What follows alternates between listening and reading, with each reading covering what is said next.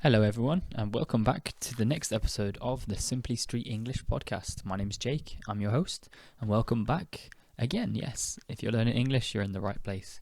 So today I thought I'd just do a really simple episode so it's the 12th episode, if I can count correctly, on just 10 words that I find really interesting in the English language. Some of them I didn't actually know before, I'm sure. I'm just checking through the list now.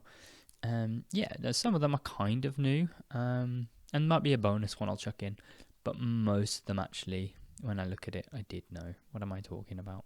There's another list I had, and there were some in there that I just had never heard of. Anyway, I think it's best for me to share the ones that I know, and let's get started, because there's 10 of them.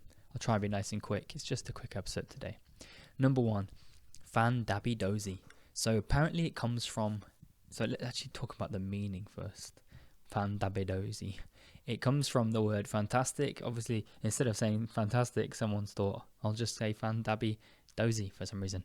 It means something that's absolutely fantastic, something that's good, something that's great. Apparently, it comes from Scottish slang and was popularised by the British TV show The Crankies in the 80s.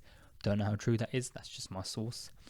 Let's have a look at how to use it. So, yeah, if you, for example, someone says, hey, let's go for food on Saturday night, I think it'll be fun. And you say, fan-dabby-dozy, I'll see you there. So try that one out on some British friends that you know. They'll be like, what? How did you learn that? Because it's quite colloquial. It's very, very informal language. Number 2, I really like this one, and I use it very often. Gobbledygook. It's when something is, especially language, is confusing or doesn't make any sense. So you might be looking at, especially a foreign language, and just being like, man, on day one, you're like, man, this is just gobbledygook. What does this mean? But eventually, you'll get there and it won't be gobbledygook to you anymore. The origin of this was roots or stems back to 1944 by a US politician who was mocking bureaucratic jargon, so people saying things that doesn't make any sense, and he said, this is all gobbledygook. So for example, if you're reading through a contract, you might say, what is all this gobbledygook? I don't understand it. So yeah, gobbledygook. Hopefully English isn't gobbledygook to you right now. Oh my days, the more you say it, the weirder it sounds. Anyway, number 3. We're going to go for number 3, yeah, of course. Petrichor. Now, this is a word I haven't used too many times. I have heard of it, but it essentially means the pleasant smell of earth after rain. So, you know, once it's been raining and then the ground and the earth smells really nice, right? That's the word, petrichor.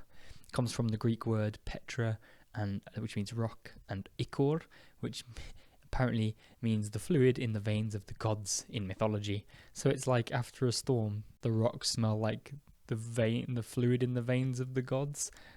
Interesting take on things. Anyway, petrichor. Next time there's a storm and it smells kind of nice, just be like, oh, that's a lovely, refreshing scent of petrichor. Yeah, don't know how many times that'll come up, but it's interesting to know. Now, here's one I didn't know before. Limerence. Limerence? I don't even know how to pronounce it, but it's got a C, so I'm going to say limerence. And apparently it means the intense, obsessing feeling of being in love.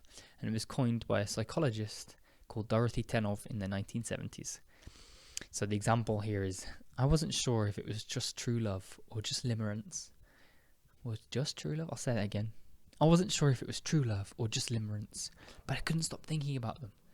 Yeah, I don't know what true love or limerence have to do with. Anyway, digressing. Limerence is another word for kind of feeling in love. Number 5, I love this one. Hullabaloo. Right? It means a kind of noisy commotion or fuss.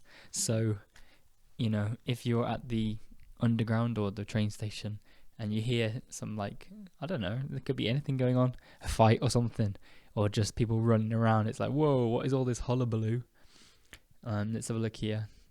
Yeah, or down the chip shop on a Friday night in the UK, there can be a bit of a hullabaloo when people are lining up outside. It's a very good one. Just use it for kind of a commotion, a noisy kind of atmosphere. Something's happening, but you don't know what it is. You can describe it as that's a noisy. What is that hullabaloo? Number 6.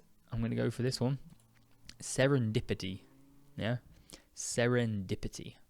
It means a happy or lucky discovery by chance. And the origin of it is... I didn't talk about the origin of hullabaloo, sorry. It's likely from Old Scottish or Irish exclamations. Sorry, moving on. The origin of serendipity is from the Three Princes of Serendip, a Persian fairy tale where characters constantly made lucky discoveries. I might have to look at that. I've never heard of that before. So that's where serendipity comes from. Example, I found the perfect cafe while wandering the streets. It was pure serendipity. And I think you can even say something was serendipitous.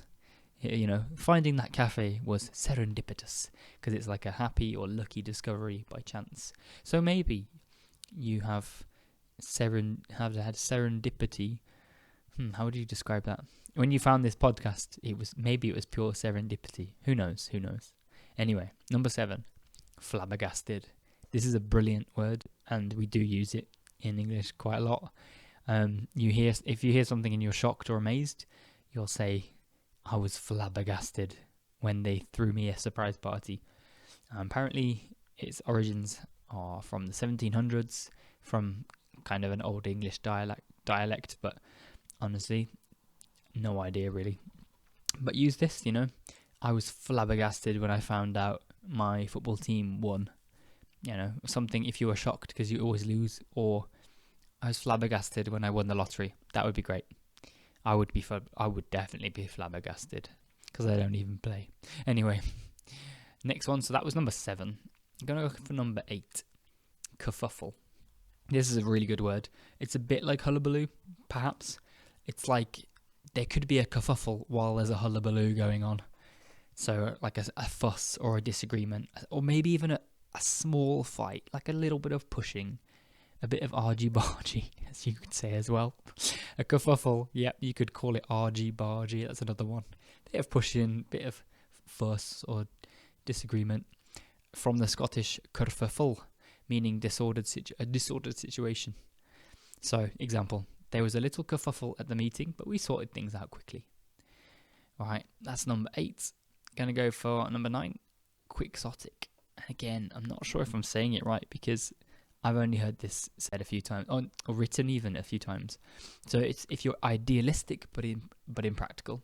So it comes from Don Quixote, I think that's how you say it, the Spanish novel about a man chasing impossible dreams. So the example would be, his dream of world peace is noble but a little quixotic. I reckon it's quixotic, not quixotic. Anyway, that was number 9.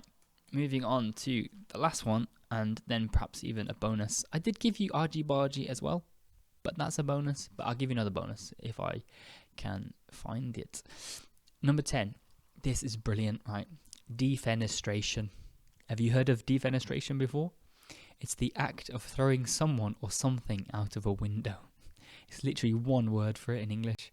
And it comes from the Latin fenestra, meaning window, which is famously used for political assassinations in history.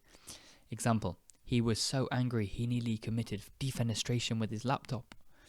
Or, I'm about to defenestrate this, laptop, poor laptop, this Xbox controller after you lose the game or something.